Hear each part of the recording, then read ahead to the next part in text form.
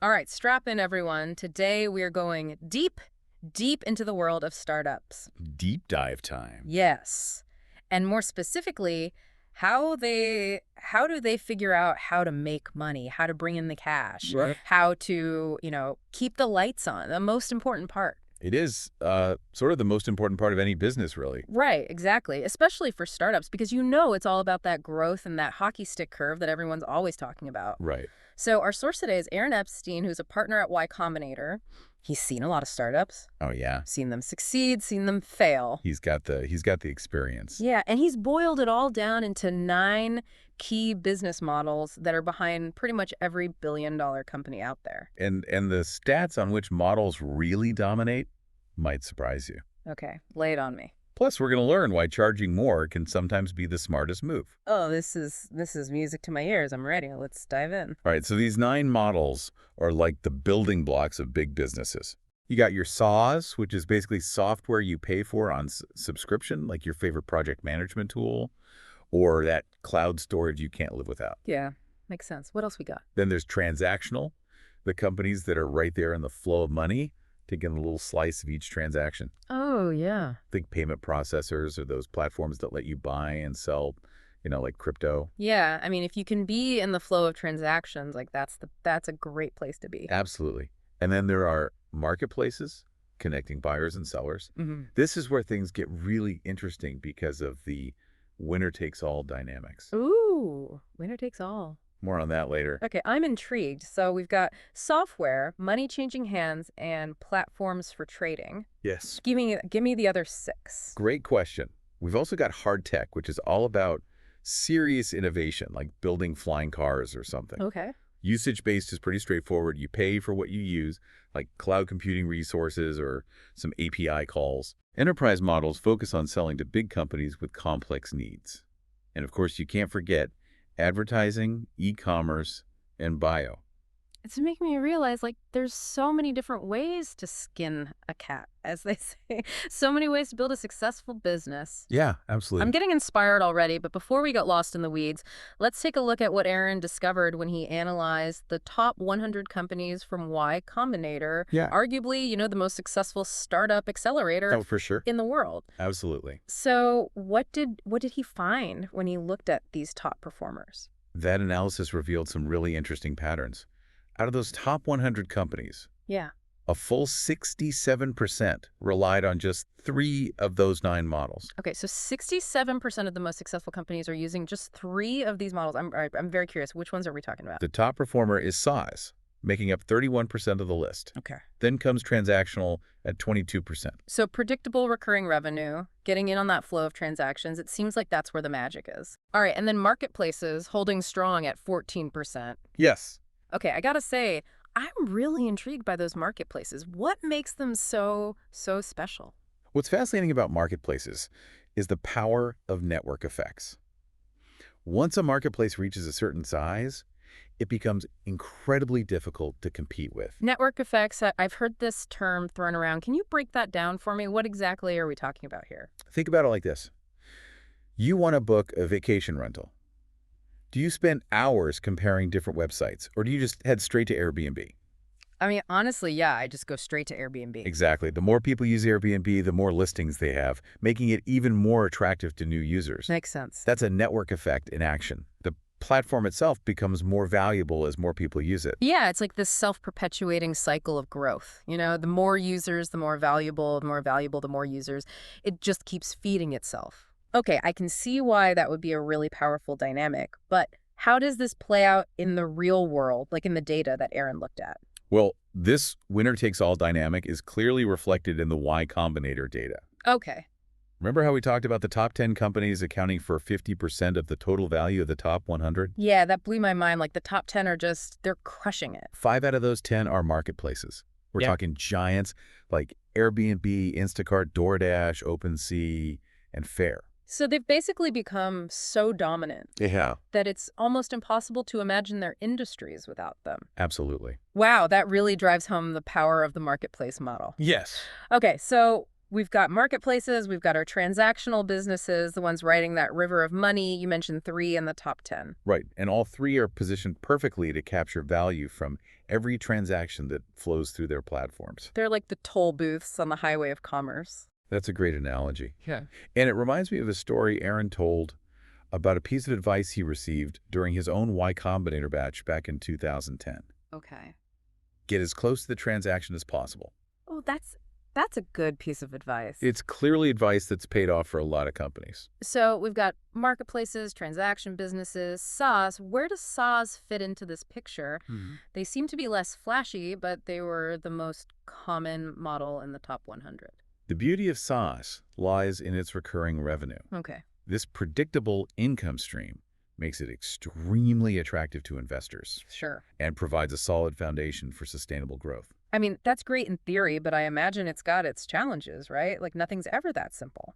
You're right, SaaS is all about building a sticky product that keeps customers coming back month after month, year after year. Got to keep them hooked. You do. If you're losing customers faster than you're gaining them, that recurring revenue dries up pretty quickly. Yeah, you can't scale a leaky bucket. You can't know. It all comes down to retention. Aaron illustrated this perfectly by comparing two SaaS companies, Okay. one with a 95% monthly retention rate All right. and another with 90%. That 5% difference doesn't seem like a huge deal. It doesn't, but after just 1 year, Okay. the company with 95% retention has lost 46 customers, Okay. while the company with 90% retention has lost 72. So that seemingly small difference Yeah. in retention rate translates to a pretty significant gap in revenue Absolutely. and growth potential. It does. So the lesson here is building a product people love and actually use is essential You got it. for SaaS success. Now let's talk about a model that on the surface you might think would be a top performer, but surprisingly isn't. Advertising. Yeah, you're right. Only 3% of the top 100 YC companies rely primarily on advertising revenue. Why is that? Why is advertising such a tough road to riches, especially in the startup world? To win big with an advertising model, you need to achieve something pretty rare. Organic virality. Organic virality. Okay. Think Google, Facebook, or Twitch. They've become the central hubs for their respective domains, Right. attracting massive user bases that draw in advertisers. It's like trying to become a famous actor by just showing up in Times Square and hoping someone discovers you. Exactly. Okay, so unless you're aiming to be the next internet giant, building a business primarily around advertising is a really tough path. It is. Now, speaking of models that are less likely to make it to the top 100, Yeah. Aaron pointed out a few that are noticeably absent. What are these models that are kind of missing in action at the top? We're talking about service and consulting businesses, Okay. affiliate businesses, hardware businesses, and businesses built on other platforms. Okay, so let's break those down. Okay. Why are service or consulting businesses not typically venture scale? Well, these businesses often face challenges with scaling because they're so heavily reliant on people Right. rather than software. Right. They also tend to have non-recurring revenue and lower margins, which can make it harder to attract significant investment. The classic problem of trading time for money. Yes. What about affiliate businesses? What's the issue there?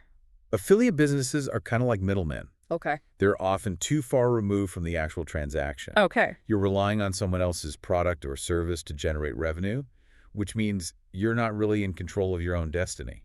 It's like building a house on someone else's land. You never know when they might decide to change the rules or even kick you out. Exactly. Now, hardware businesses have their own set of challenges. Yeah, like what's hard about hardware? They often require significant upfront capital to get off the ground. Right. You gotta build the thing. You do, and face longer development cycles and lower margins, which can make it difficult to grow quickly. It's not like writing a piece of software where you can just kind of iterate and push out an update. Right, exactly. And finally, what about businesses built on other platforms? I can see how that could be risky. Absolutely. You're essentially at the mercy of the platform's policies and algorithms. If your business starts to take off, there's always the risk that the platform could change the rules or even shut you down entirely. Ouch, that would be devastating. It's a reminder that you need to be really strategic about choosing the right foundation for your business. Absolutely. So we've seen that recurring revenue, like in SaaS, is a major factor in startup success. But Aaron also emphasized the importance of building moats. What exactly are moats and why are they so critical for startups? Moats are your business's defenses. Okay. It's competitive advantages that protect you from rivals, much like a moat protects a castle. Okay, I'm picturing a startup founder in a suit of armor defending their business castle from hordes of competitors. Love it. All right, so what kinds of moats are we talking about here? What are some of the different types? We've already touched on one of the most powerful ones, network effects. Yeah, those are pretty hard to beat once they get rolling. Like once you get that momentum, it's hard to stop a train. Exactly. Think about how difficult it would be to create a platform to rival Airbnb or Amazon today. Yeah, you're basically trying to compete with a giant that's already got a million-mile head start. You are. Another important moat is lock-in, Ooh, okay. which is common in transactional businesses and SaaS. Okay. Once a business integrates Stripe for payment processing or relies on Salesforce for customer relationship management, Yeah. switching to a competitor can be a huge headache. Yeah, it's like getting so comfortable on your couch that you never want to leave. Exactly. The longer customers stay, the harder it is for them to switch, creating a powerful incentive for them to stick around. So we've got network effects, lock-in. Huh. What else? There are other moats too, like technical innovation, Okay. which is often seen in those hard tech and bio companies we talked about earlier. So these companies are developing cutting-edge technologies that are really difficult to replicate. They are. That's a serious moat. That's a serious move. There are also economies of scale where larger businesses can drive down costs Okay. and outcompete smaller players. Think about companies like DoorDash or Instacart Yeah. that have built massive logistics networks. It's like the Walmart effect where they can offer lower prices because they buy in such huge quantities. Exactly. Okay, so we got network effects, lock-in, technical innovation, economies of scale, and is there one more? One more. And finally, there's organic distribution, Okay. where a product's inherent virality or strong word-of-mouth marketing creates a steady stream of new customers without needing to spend a fortune on advertising. So if you can create a product that people love to talk about, Yeah, you've basically got a built-in moat. you do. It's all about finding the right strategic advantage for your specific industry and model. Okay. But don't forget, even with the strongest moats, pricing is still a critical piece of the puzzle. Okay, let's talk pricing. This is the fun part. Aaron had some really insightful points about this, some of which really challenge conventional wisdom. You did. What are some of the key takeaways that jumped out at you? One of the most surprising and perhaps controversial pieces of advice was this. Charge. Just charge. Okay. Don't be afraid to ask for money, even in the early stages of your startup. See, that goes against what a lot of people think, right? Like, Yeah. isn't it better to get as many users as possible early on, even if you're not making money? Aaron argues that charging, even a small amount, Yeah, okay. teaches you so much about your product and your target market. He used Stripe as an example. Okay. They deliberately charged more than their competitors early on to test their value proposition. Wow, that's a bold move. It is. Okay, and what happened? It worked. It worked. They were confident in the value they were providing, and they weren't afraid to demonstrate that through their pricing. So this kind of leads to his second point, which is price on value, not on cost. Exactly. And I love this point. It's so easy to fall into that trap of simply calculating your costs and adding a markup. Yeah. But that approach completely ignores the perceived value your product offers to customers. So you really need to understand your customers' needs, You do. the problems you're solving for them. Absolutely. If you're solving a major pain point Yeah. and delivering significant value, don't be afraid to price accordingly. Exactly. And don't leave money on the table. Leaving money on the table is never a good strategy. It's a reminder that pricing isn't just about numbers, it's about It's not. psychology and Yeah. understanding how your customers perceive value. Precisely. Okay, so charge early. Mm. Price on value, not on cost. Yep. What's the third insight here? His third insight is a bit of a wake-up call. Okay, I'm ready. Most startups undercharge.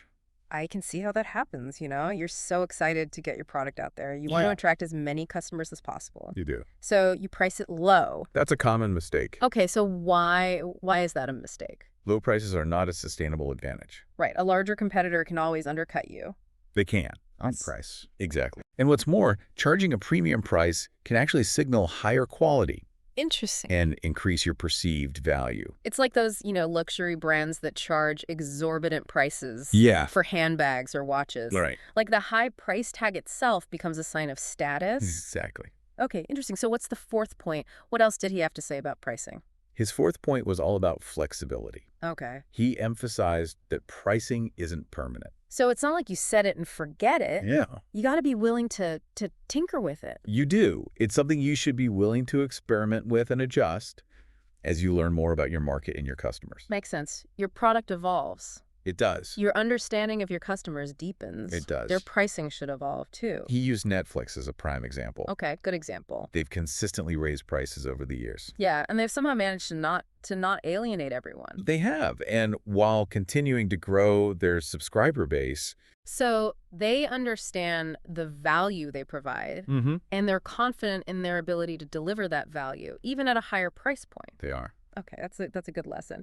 And finally, the fifth point, what was the last piece of advice you had about pricing? His fifth point is a reminder to keep things simple. Okay. Complex pricing models create friction and confusion, which can deter customers from making a purchase. It's like no one wants to solve a pricing puzzle just to buy your product. Nobody wants to, no. Just keep it clean, keep it clear. Keep it clean, keep it clear. Think one-click simplicity like Amazon. Oh, okay, I like that. Yeah.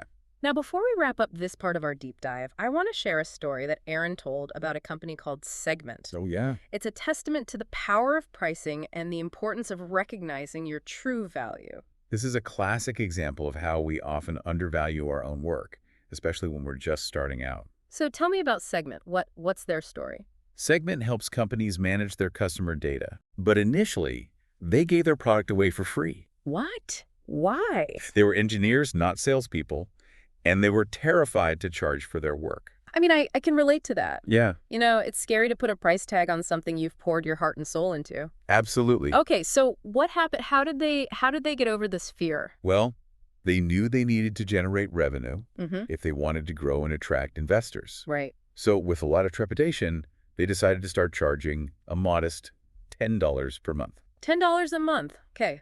And what happened? Did customers run for the hills? Quite the opposite. Okay. Their customers were not only willing to pay, but some even expressed concern Oh, no. that such a low price might indicate a lack of confidence or commitment to the product. So they were actually worried that the price was too low? They were. It's a reminder that sometimes charging more can actually increase your credibility Interesting. and perceived value. It's like that old saying, if you're not charging, you're not valuing your work. Exactly. But the real turning point for Segment Yeah. came when they brought on a sales advisor who challenged their thinking. Okay. He told them they were dramatically undervaluing their product Mm-hmm. and should be charging enterprise-level prices. Okay. I bet that got their attention. The advisor even went so far as to tell them, if you don't quote this customer a price of $120,000 per year, I quit. Whoa. Okay, that's a power move right there. It was a bold move. Yeah. And while they didn't close the deal at that price, they did manage to land a contract for $18,000 per year, Okay. a 150x increase from their initial $10 per month fee. Talk about a confidence boost. That must have felt amazing. It was a pivotal moment for Segment. Yeah. They realized they had been dramatically underestimating their own value. They went on to build a successful business, eventually being acquired by Twilio for over $3 billion. That's an incredible story. It's a reminder that we should believe in our products, understand our true value, Yeah. and not be afraid to charge what we're worth. It's also a testament to the power of seeking out advisors and mentors Yeah. who can challenge our thinking. Yeah, get you out of your comfort zone. Absolutely. Sometimes you need that outside perspective. You do. Okay, we've covered a lot of ground in this first part of our deep dive. We have. We've explored the 9 core business models Yeah. that drive billion-dollar companies, uncovered the secrets behind the success of marketplaces and transactional businesses, and learned the importance of building moats Yes. and charging what you're worth. Absolutely. We've just scratched the surface here. We have. There's so much more to explore in the world of startup business models and pricing. There is. So join us for part 2 of our deep dive, where we'll continue to unpack Aaron Epstein's insights and delve even deeper into the strategies and tactics behind building successful startups. Welcome back to our deep dive into, well, really, it's like the DNA of successful startups, right? Business models and pricing. Yeah. We're really getting into the nuts and bolts here. Yeah, and we're still swimming in the insights from Aaron Epstein's Y Combinator lecture. So much good stuff in there. You know, before we jump back in, I just gotta say, that story about Segment, that really stuck with me. It's amazing, isn't it? It is, I mean, talk about a total like transformation going from giving your product away to a multi-billion-dollar acquisition. It's like the ultimate startup fairy tale. It is. It Yeah. is. And, it really underscore like what we're talking about here, understanding your value and charging accordingly. Yeah, not being afraid to put a price tag on something that you've, you know, put your heart and soul into. Yeah. And not assuming that just because you're a startup, you have to be the cheapest option out there. Right, because that's often a race to the bottom. Yeah, exactly. It's like that old saying, you get what you pay for. Exactly. And if your only advantage is being the cheapest, well, a bigger company with deeper pockets can always come along and undercut you. Yeah. Then you're in trouble. You need a real moat to defend your business. Right. And what's interesting is sometimes charging a premium price can actually signal higher quality. It's true. It can make your product or service seem more desirable. It's like those luxury brands we were talking about before. Exactly. Like, think about it. Would a Rolex watch be as coveted if it was suddenly super affordable? Probably not. Probably not. It's about perception and exclusivity. Exactly. Now, Aaron also made another really important point about pricing. It's not static. Right. It's something that you should be constantly testing and adjusting as you learn more about your market and your customers. It's an ongoing process. Yeah, you got to stay flexible. You got to stay nimble. As your product evolves, as your customer base changes, your pricing should evolve too. He used Netflix as a great example of this. Yeah, they've consistently raised their prices over the years, but they've also continued to add value. Yeah, they keep pumping out amazing content. Right. They've improved their service. Yeah. So they've been able to maintain a loyal customer base despite those price increases. So it's a balancing act, right? You've got to provide that value, but you also got to be compensated for it. Absolutely. And that's where pricing comes in.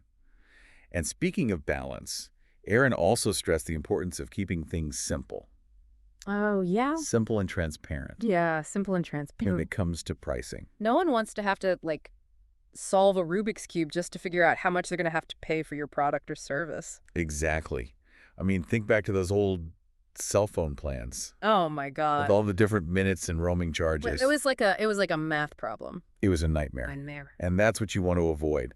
Aaron contrasted those overly complicated models with GitLab's approach, which is crystal clear and easy to understand. Yeah, it's almost like the Apple approach to product design. Make it intuitive, make it user-friendly. Exactly. Yeah. Now, let's shift gears a bit and revisit those moats, those competitive advantages that give you an edge. The things that keep you safe from those, marauding competitors. Exactly.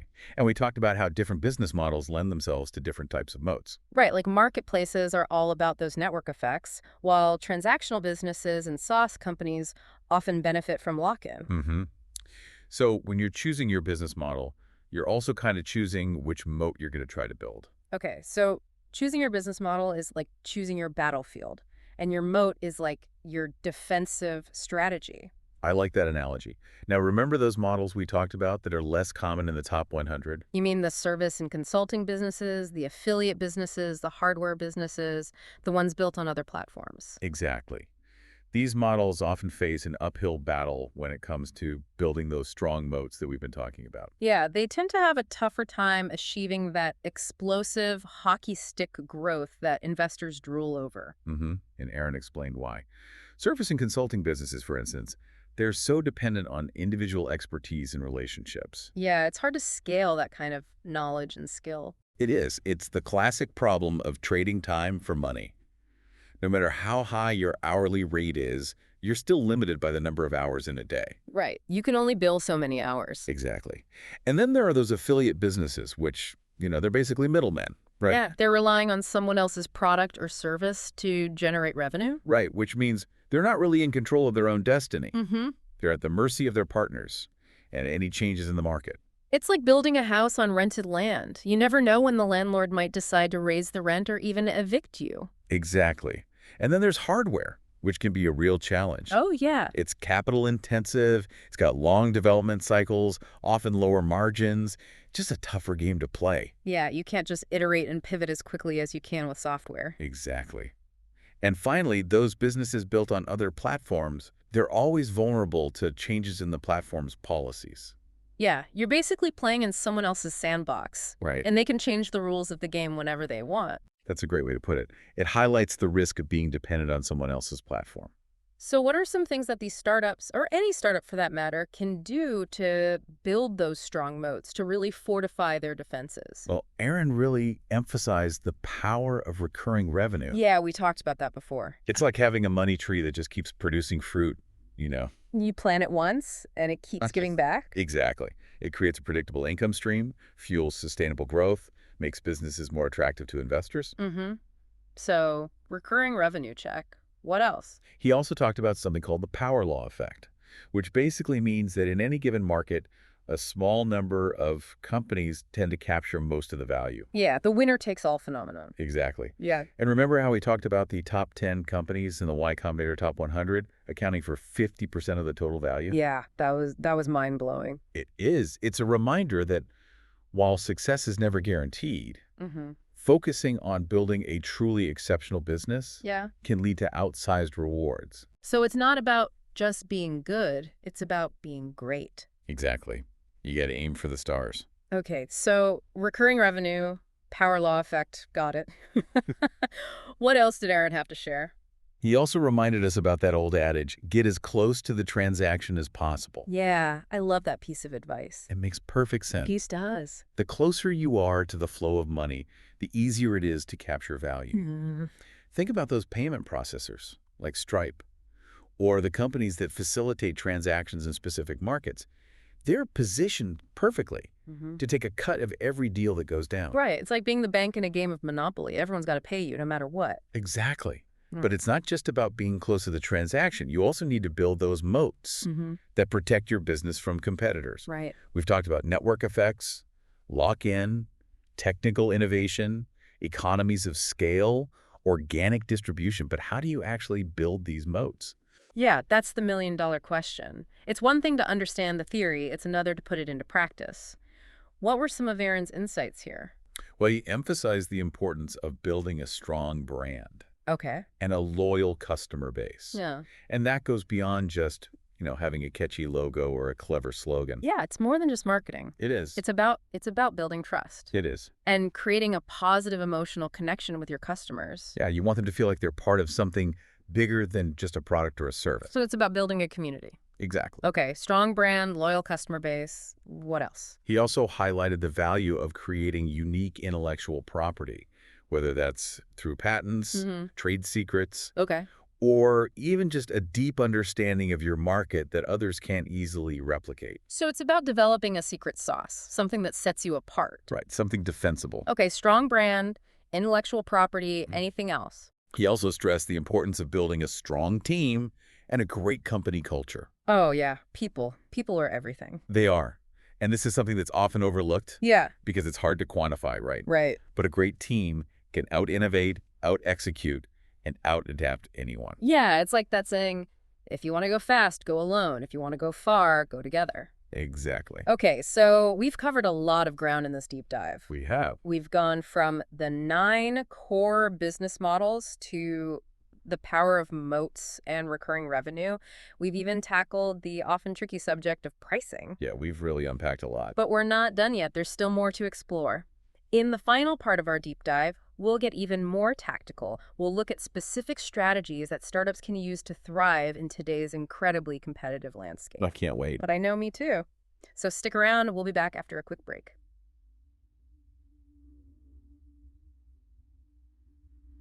All right, we are back and we're wrapping up our epic deep dive, going all the way down into the depths of startup business models and pricing. We are. We are.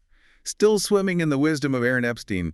That Y Combinator lecture was just pure gold. It was, we've covered so much ground already, from those 9 core business models to the power of moats. The importance of recurring revenue. We've even, tackled the always tricky subject of pricing and come out the other side. And maybe even busted a few myths along the way. Yeah, like that whole idea that you got to be the cheapest to win, not always true. Definitely not always true. Sometimes charging more is actually the smarter move. It is.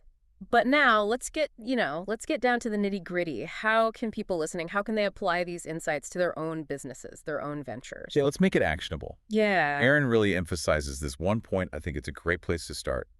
Choosing the right business model. Okay, so Business model step one. Yeah, because it's the foundation of your entire venture. Yeah, it's like you get that wrong, you're kind of building on shaky ground. You are. So how do you make that choice? I mean, it seems like a big decision. Right. It is a big decision. But think about your target market, Okay. the problem you're solving, Mm-hmm.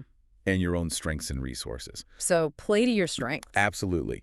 Because each model has its own advantages and disadvantages, you got to make sure it aligns with your overall goals. Okay, makes sense. So it's like choosing the right tool for the job, right? You wouldn't use a hammer to screw in a light bulb. Exactly. Mhm. And if your goal is rapid growth, that hockey stick trajectory, Mm-hmm.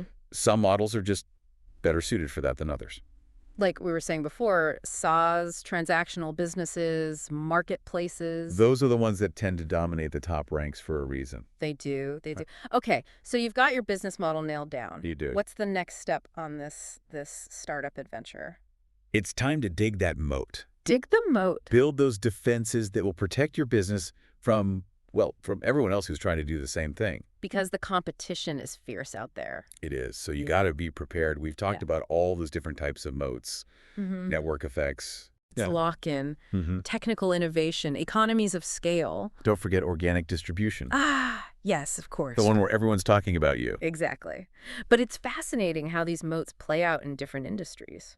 Yeah, like some businesses just naturally lend themselves to certain moats more than others. They do. I mean, think about Tesla. Their moat isn't just price. It's cutting-edge technology. Yeah, battery technology that no one else can really touch. Exactly. It's a really hard moat to cross. It is. It is. Yeah. So you've got to figure out what kind of moat makes sense for your business. Absolutely. Each one requires a different strategic approach. Like building a network effect, that's all about attracting users, building a community. Mm-hmm. Keeping them engaged. While technical innovation, that's serious R&D. Yeah, big investments. You got to have the resources for that. You do. So it's not just about choosing the right moat. It's about having the right strategy to actually build it. And to maintain it, right? Right. Because those moats, they can erode over time. They can, absolutely. And that's where, things like constantly innovating, staying ahead of the curve, that comes in. Okay, so we've got our business model. We're building our moat. We are? What about, one of our favorite topics here? Pricing. What are, the top takeaways for pricing that folks should keep in mind? Well, Aaron's big piece of advice, remember, charge early. Be early. Don't be afraid to ask for money. Don't be shy. Right from the start. Even if it's a small amount, it's more valuable than giving your product away for free. I mean, that's counterintuitive, but it makes sense when you think about it. It does. Because it forces you to really confront, okay, is this actually valuable? Are people willing to pay for this? Exactly. And it gives you so much data It does. to refine your offering. Okay, so charge early. Charge early. And remember, price itself can be a signal of value. Mm-hmm. Sometimes a higher price can actually make your product seem more desirable. It's true. It's true. And don't forget, pricing isn't a one-time decision. You got to be flexible. You got to be willing to experiment Exactly. as you learn and grow. And keep it simple. Keep it transparent. No one wants to have to, decode your pricing page. Yeah, keep it clean, keep it clear, just like Amazon's one-click ordering. Exactly. Make it easy for people to understand what they're getting and how much it costs. Okay, so I think we've covered just about everything, right? I think so.